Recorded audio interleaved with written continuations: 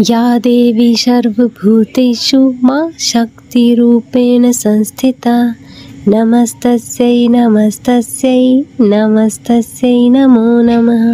हर हर महादेव। ओम नमः शिवाय। आप सभी भक्तों का स्वागत है। आज हम श्रवण करेंगे गुप्त नवरात्रि का व्रत, जो कि वर्ष में 4 बार मनाया जाता है।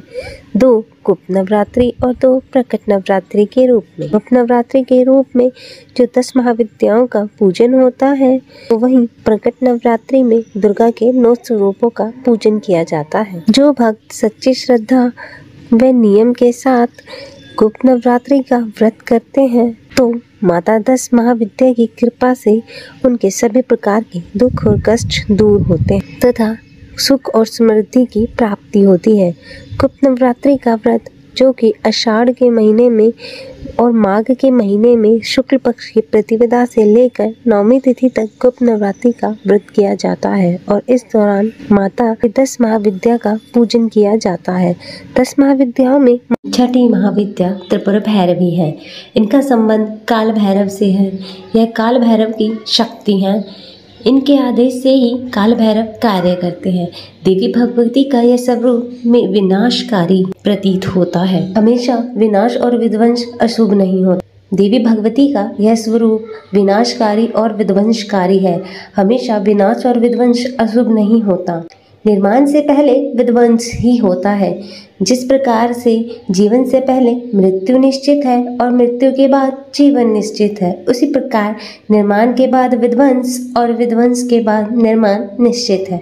पुराने मकान को तोड़कर ही नया मकान बनता है। ठीक उसी प्रकार देवी भगवती अपने इस स्वरूप के माध्यम से विनाश से निर्माण की ओर ले जाती हैं।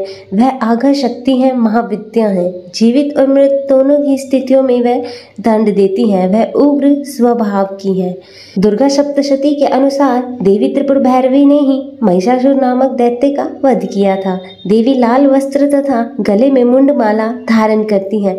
समस्त शरीर में रक्त चंदन का लेपन करती हैं।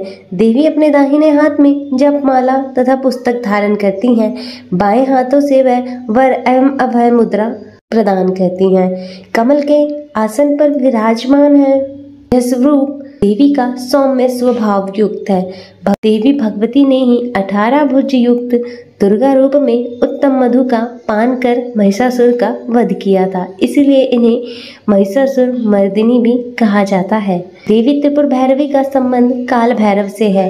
काल भैरव को भगवान शंकर का ही अवतार माना जाता है। काल भैरव दंडाधिकारी हैं, तो देवी भगवती भी दंडाधिकारिणी है।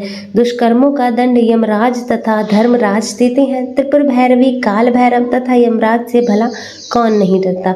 शमशान भूमि, अस्त्र शस्त्र, मृत शव, रक्त मांस, कंकाल, कप्पर, मदिरा पान, धूम्रपान आदि विध्वंसकारी चीजें, भूत प्रेत, पिशाच, डाकिनी, भैरव, कुत्ते आदि उनकी सेना है।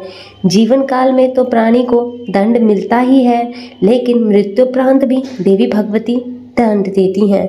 यह मिथ्या जगत देवी में ही विलीन होना है। देवी भैरवी दृढ़ निश्चय का प्रतीक है। इन्होंने ही पार्वती के स्वरूप में भगवान शिव को पति रूप में पाने का दृढ़ निश्चय किया था और तप करके अंततः भगवान शंकर को पा लिया था। देवी के भैरव बटुक है तथा भगवान नरसिंह शक्ति हैं। देवी की शक्ति का नाम कालरात्रि तथा भैरव काल भैरव है। देवी भैरवी अपने कई नामों से विख्यात है, जैसे कि त्रिपुर भैरवी, कौलेश भैरवी, चैतन्य भैरवी, नित्य भैरवी, भद्र भैरवी, शमशान भैरवी, सकल सिद्धि भैरवी। देवी भक्तों को संदेश देती हैं कि साधना करो, वासना, क्रोध, ईर्ष्या से हमेशा दूर रहो। दृढ़ निश्चय करके अपने लक्ष्य की ओर आगे बढ़ो। विकारों और अनुचित कार्यों को सदा के लिए त्याग करो। प्रिय भक्तों, आशा करती हूँ आषाढ़ मास की गुप्त नवरात्रि की छठे दिन की छठी महाविद्या माता त्रिपुर भैरवी की यह जानकारी आपको पसंद आई होगी। वीडियो अच्छी लगी हो तो चैनल को लाइक, शेयर और सब्सक्राइब करें और कमेंट में जय माता दी ज़रूर लिखें। ओम नमः शिवाय। हर हर महादेव। जय माता त्रिपुर भैरवी।